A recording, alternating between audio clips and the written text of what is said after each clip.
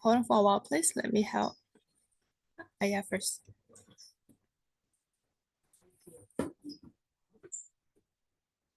So press two. Yes, it's going around. It's not even taking it as in, it's taking it to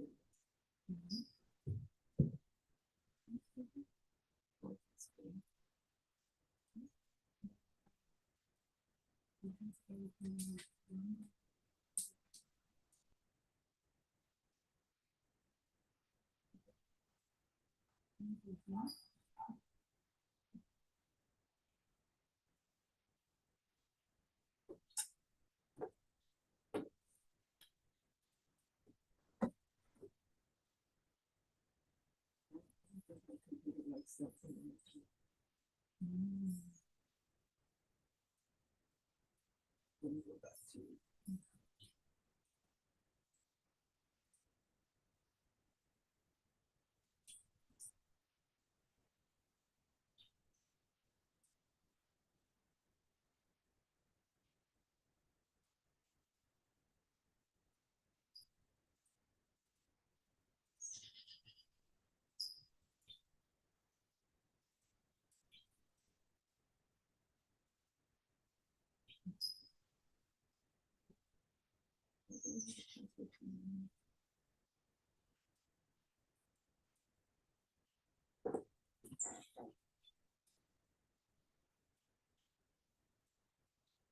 our program will resume momentarily.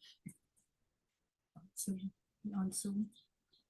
Trying to get on Zoom, not getting an internet connection. So I'll just give me a hard time on the computer.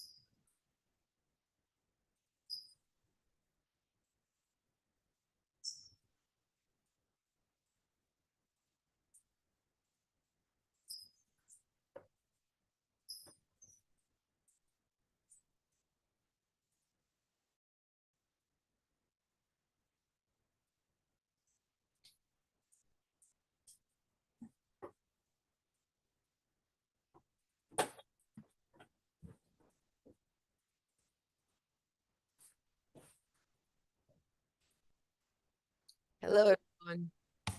Hello. Minor technical glitches. Hi, Crystal. How you doing? Good. Okay, so I'm sorry to interrupt your meditation. So let's resume. What is that? Is that an echo?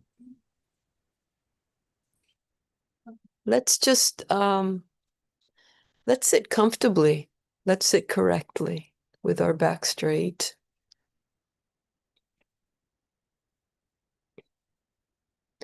Inhaling the fresh air, perhaps jasmine scented air nearby, filling our lungs and our bloodstream with fresh, energizing, investigative energy. Exhaling the energy that we have spent, we've used it.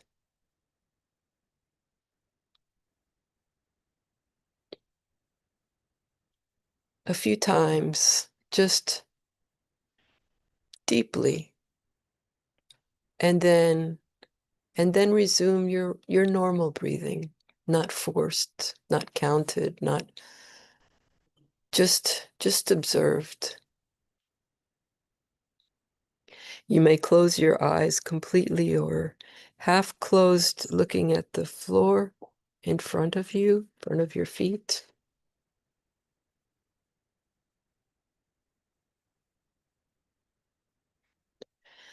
And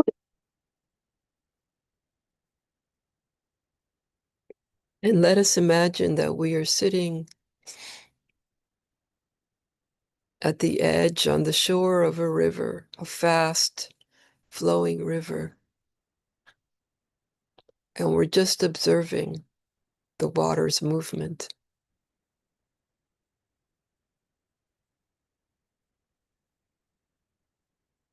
That's an analogy for our thoughts, our thought world. Just observing for the next few minutes, observing the in and out breath and observing all the mental formations that arise without being swept away in the current.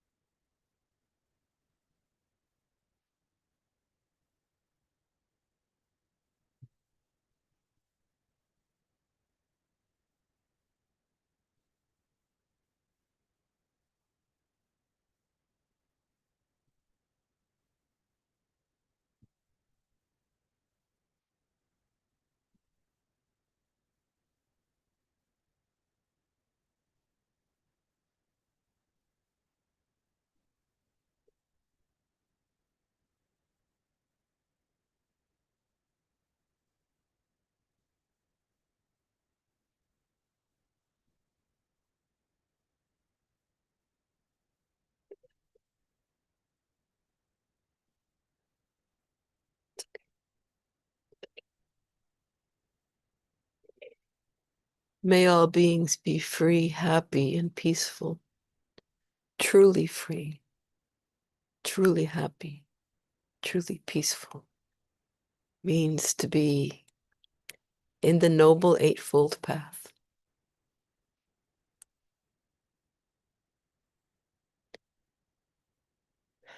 Namo tassa bhagavato arahato samma sambuddhassa. Namo tassa bhagavato arahato samma sambuddhassa. Namo tassa bhagavato arahato samma sambuddhassa. Patang tamang sanghang namasam. Hello, everybody. Blessings of the Triple Gem. Here at Dhammadharini Monastery this morning, it's a little chilly. Yesterday we had a really wonderful retreat, a day-long retreat on the peninsula. That's a part of San Francisco for us foreigners that don't know where the peninsula is. I didn't either. And I mentioned on that retreat, which was on the Brahma Viharas, and with a little bit instruction on sati, so that we could work together with a common understanding. And so what I said at the end of that retreat was that today I would offer the opportunity to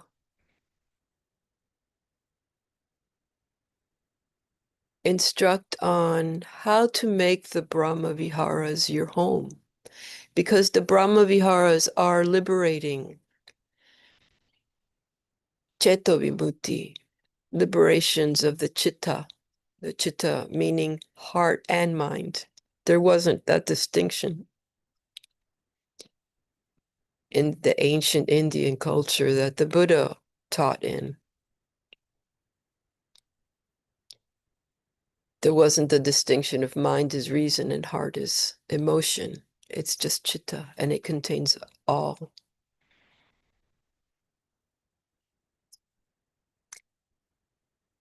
Actually, these are instructions for any meditation object, because before we really are able to embark on meditation, which the Buddha didn't use the word meditation, actually. The Buddha used the word bhavana. This is a path of mental development. And when we are truly meditating, when we have developed mentally, we experience viveka.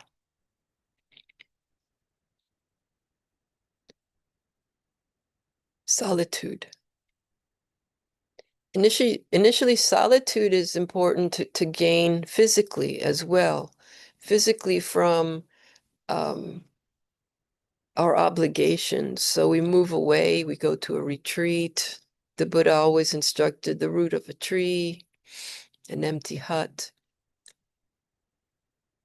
I don't know if you have access to the root of a tree, but if you do, I highly recommend going to the root of the tree or to an empty hut to begin to find physical seclusion, which is the basis of mental seclusion, and that is really where the work is done.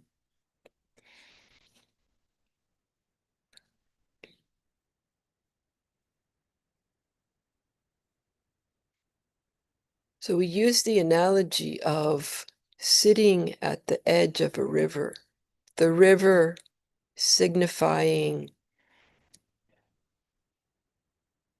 our mental currents, the greed, the hatred, the delusion, and all of the variations of those. Because it isn't just greed. Greed is just the terminology, the umbrella. There's like jealousy and envy and lustful desire. Likewise, hatred. There's just an umbrella of so many variations of aversion.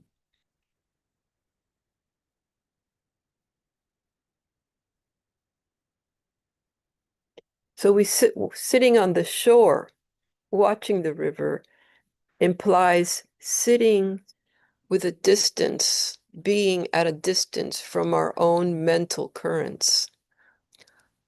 And that distance, that is a neutral state of mind.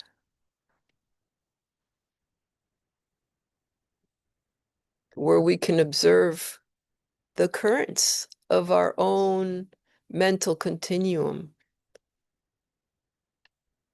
without being carried away from them or with them. So we're not in the river, being awash with the current and the rocks and the white water and the cascades. We are distant from the proliferation that can arise from the salayatana, from objects seen, sounds heard, smells smelled, tasted. Did I say sounds heard? Thoughts. Thought. At a distance from it means that we can observe it, just as we're sitting at the edge of a river observing the current. And sometimes if we get caught up in that current, have you seen the whirlpools? And they just kind of like serve as a vacuum, a suction for every bit of garbage that comes along. It just gets stuck and go around and around and around. That's actually a good metaphor for samsara. We think we're in a linear path, implying civilization, actually, not us personally, but civilization believes that we're on a linear path from the dark ages to awakening. And can't we see right now in our own world that this is not the case? What progress we make as a civilization at any moment can be torn down. We're going around and around and around. So we leave samsara as samsara. There's nothing we can do for samsara. This is the motion of existence. We step out of that with viveka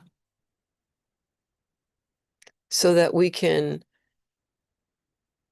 actually progress on our own practice. And this is how we make the Brahma Viharas our home. First, we need that distance.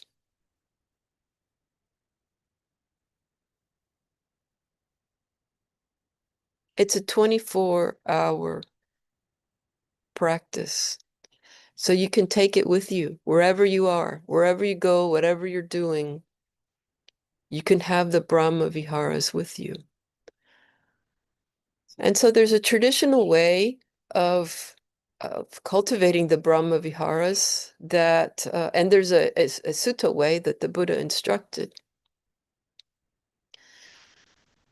So both of those are valid methods. I won't go into into detail about the, loving kindness or compassion for self and for dear ones and for neutral persons and for difficult people. That's a good technique. It's a good tool to have in your toolbox for when these things arise. When you sit down to meditate, immediately there might be some difficult person that you've encountered that will arise and you can't let it go and you can't let it. So we do develop the Brahma Viharas with difficult people. We do develop them with dear ones, with ourselves. I'm not saying that that's not correct. What I'm saying is that that's a method. And there's other methods. And the Buddha taught radiation, which I mean, kind of sounds like, energized, like, almost an adrenaline kind of energy, and which it is not. But today I'm going to focus on using all four of them all of the time in our own daily existence to make them a home, to make these the familiar practice.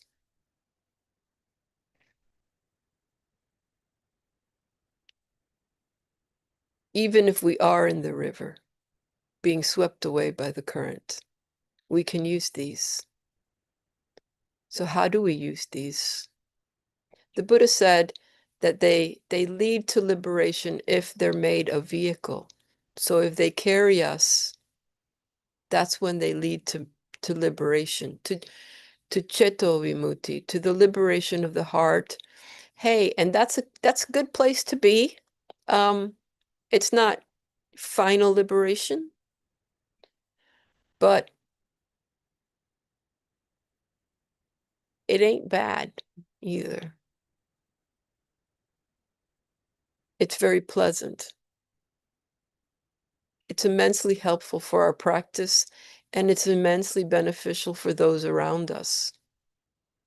And in that small way, we can change our inner world and change the outer world, just in our niche. But like a boat leaves a trail, a current of water, the ripples, the rippling effect. Our practice of the Brahma Viharas has a rippling effect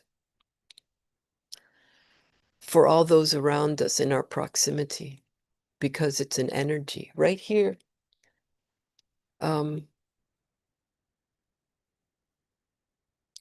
This energy this morning is very peaceful and very tranquil. And we can use this kind of like internal, external exchange.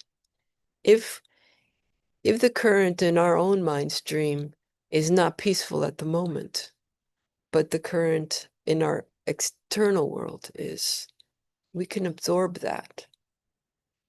Because, this isn't solid. Our skin is not a barrier. It's porous. So we can absorb. We can absorb the currents we want to absorb. And actually, we absorb currents that we don't want to absorb.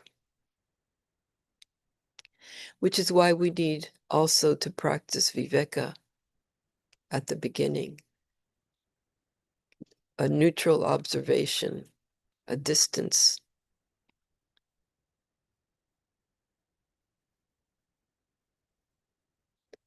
So we return over and over again to metta, which is goodwill. Goodwill. Let's leave aside the definition of loving kindness or universal love for a moment. Let's understand metta as an absence of aversion. And we're not involved with it. Remember, becoming involved with anything is an identification with it, and it can carry us away, which is why I want to leave the terms with love aside for the moment.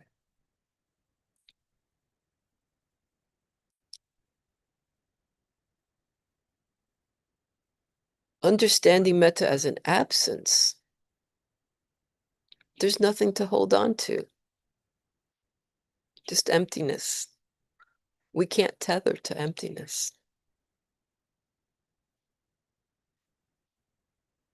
Well, we can try, but it won't happen. Understanding compassion, karuna, as wishing, a wish for the well-being of others, that others not suffer. This is tremendously helpful for ourselves, because it also eliminates any sort of ill feeling from our mental continuum.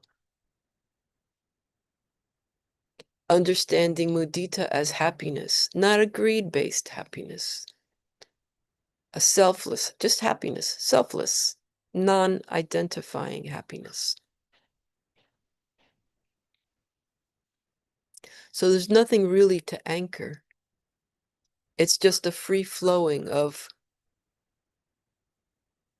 freedom from impurity. That river, that analogy of the river, that river is filled with a lot of stuff carrying us away. Sitting at the edge of the river, we haven't changed the river. The river is still the same, full of stuff. What has changed is our identification.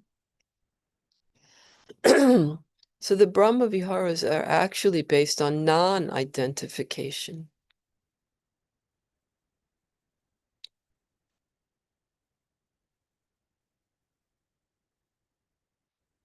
They're as the Buddha spoke perfectly. Swakato Bhagavata Dhammo. Perfectly spoken is the Dhamma. So it is just metta, just absence of ill will. Not you, me, the family and children and difficult people.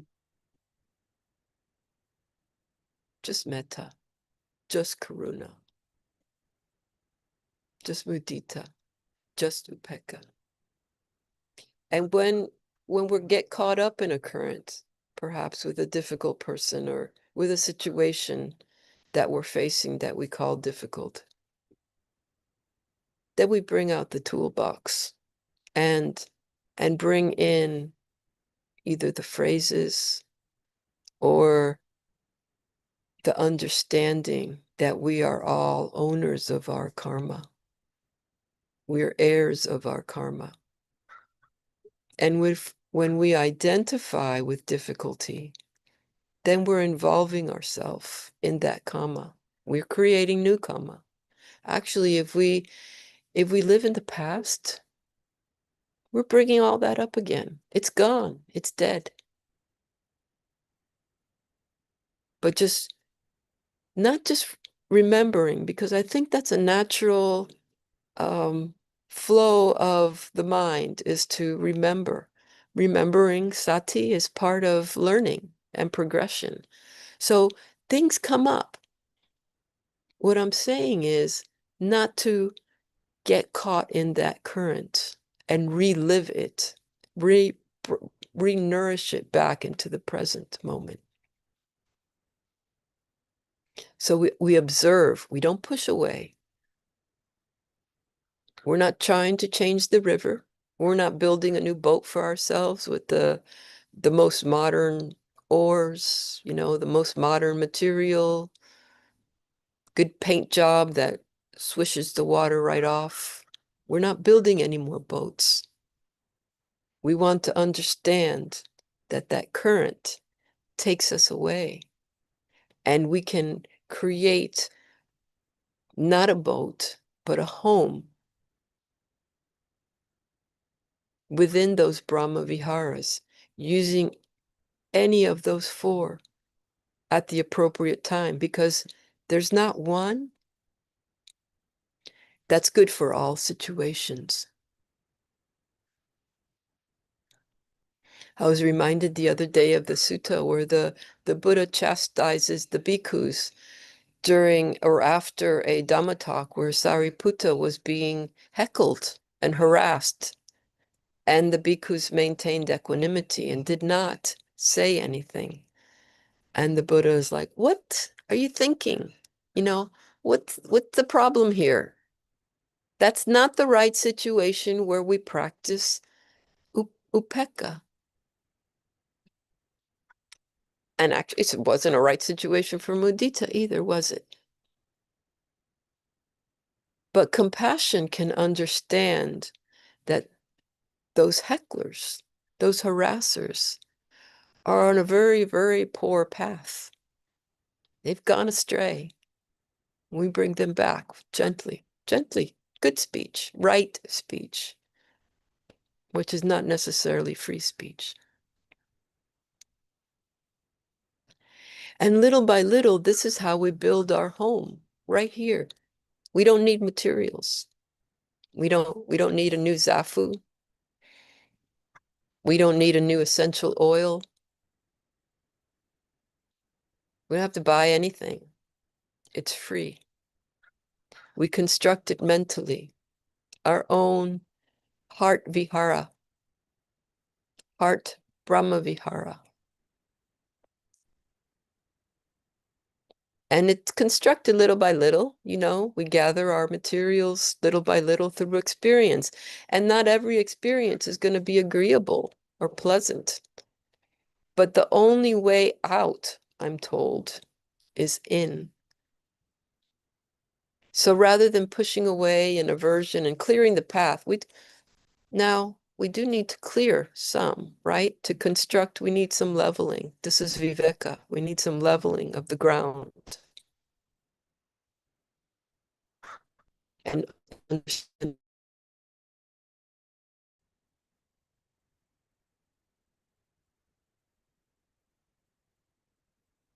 But this is done through our own mental activity and lack of reactivity, our own inner world, and non-identification with everything in the outer world. My daughter's neighbor the other day, just a week ago, their house exploded. It's just the next door neighbor.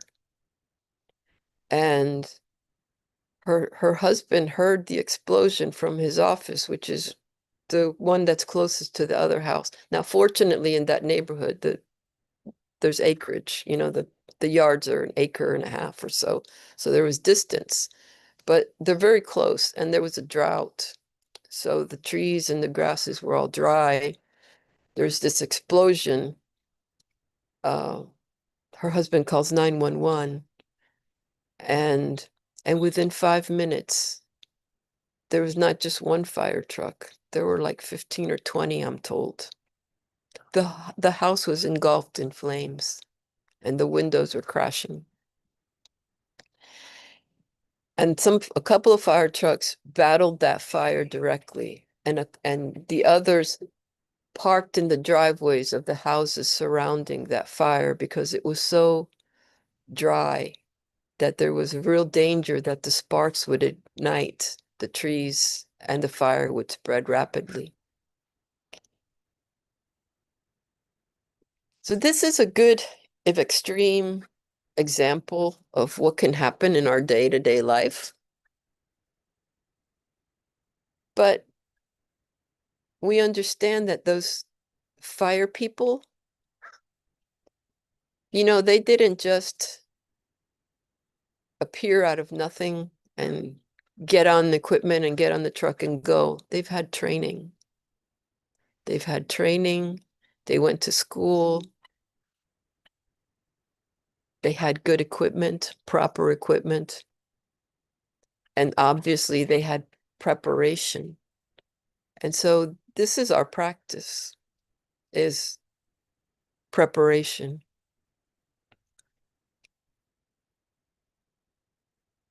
I'm being told we have 5 minutes. I'm on a roll. I think I'm on a roll. Is anybody asleep yet? I think we're good. We're good here. So in 5 minutes. And I'm going to be presenting at 1 o'clock too, so we can have questions at 1 o'clock and comments at 1 o'clock. But just to wrap up, we don't just jump into difficult situations without preparation. And difficult situations arise. They arise every day. They arise without announcement, without invitation. They come up. And if we just, say, oh, well, I practiced metta yesterday, and so I should be good to go. I can just jump right in. The devas will protect me. They might. We do rely on Deva sometimes. But the better guarantee is that you make it a vehicle, you practice, you prepare, you make this your home through practice, by practicing with all the opportunities that present in a 24-hour period. You know, when you're standing behind the coupon lady at the checkout line, we have compassion for her because, I mean, who wants to delay the line for 10 minutes while we're rummaging through our coupons that are all expired? We do that out of necessity. When we don't have the money, when we have to really save that last penny, that's when we do it. And that's when we can have compassion. Or the person driving in front of us that's like is swerving, is lost, stop, puts on the brakes every time it gets close to a street. They don't do that because they feel like it, they want to bother us. They do that because they may be lost. An airplane that's flying up overhead, that's a perfect time to practice compassion for everybody that's on that plane. Some people are very afraid of flying. We hear sirens, good time to practice compassion. We hear a dog barking, good time to practice compassion. Instead of the irritations and the proliferation of thought that might carry us away to further aversion or greed, we distance ourselves, we can use that as the opportunity, the perfect opportunity to come home to compassion, to metta.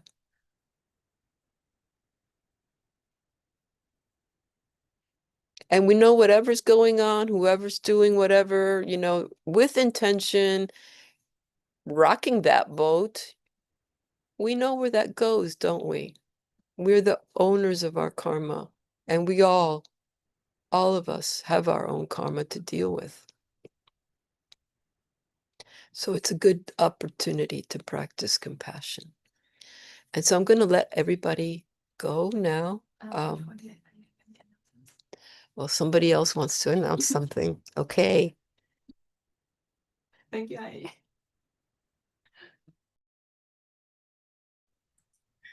Hi, good morning, everyone. Okay. Maybe we need to. My audio is off. Turn off my speaker. Is that okay? Yeah. Is it okay? Oh, thank you. Morning, everyone. So before we go, this afternoon, 1 p.m., Ayya Marajina will lead on the sutta study. The sutta is MN number 8, Saleka Sutta, self-effacement. So if you want to go through the sutta first before the class,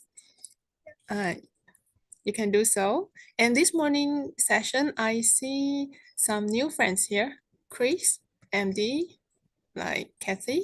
So I would like to give a very short and brief introduction to Ayya Marajina if you do not know her yet.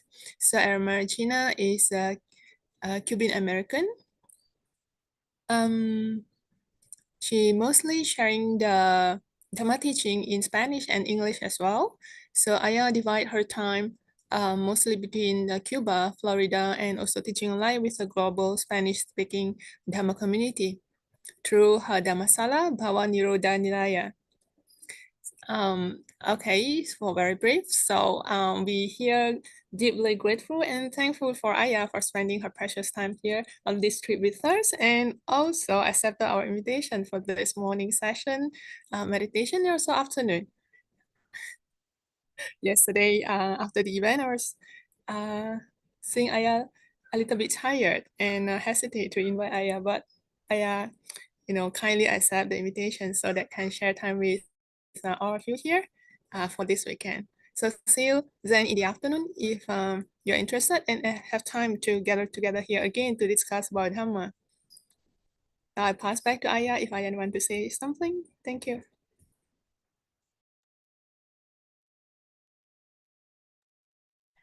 So let's just dedicate our merit And be joyful that you have found this path. This is the most fortunate thing that we can encounter in samsara. And we have found it, and here we are. Akasata chapumata deva naga mahindika punyang tang anumoditva chirang rakantu lokasasanam chirang rakantu desanam chirang rakantu mangparang. Sadhu, sadhu, sadhu. I hope to see you again in a little while. Sadhu, sadhu, sadhu. Thank you, Ayya. Thank you, Ayya. Bye.